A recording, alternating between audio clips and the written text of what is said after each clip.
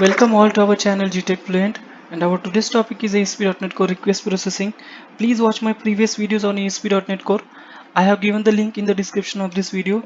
Please do subscribe and hit the bell icon to get the latest video updates.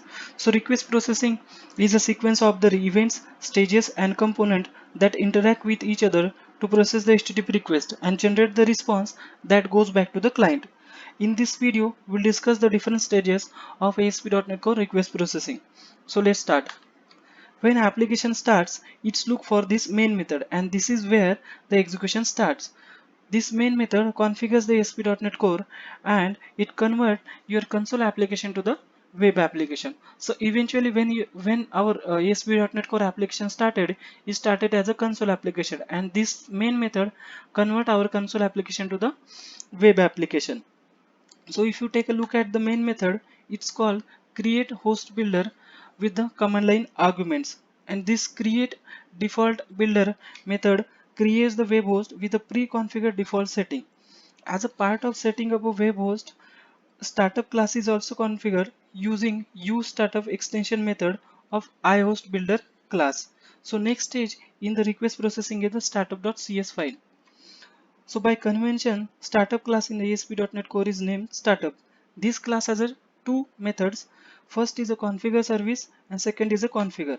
So configure services method configure services which is required by the application. So this is where we are configuring our global services which is accessible or required, or you can say functionality implementation in our application.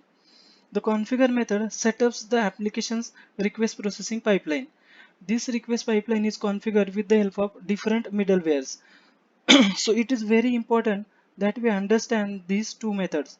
We will be revisiting these two methods several times as we are progress with this video series, and we'll discuss them in details. Next stage in request processing is a middleware. So middleware component is used to set up the request processing pipeline in ASP.NET Core. This pipeline determines how the request is processed.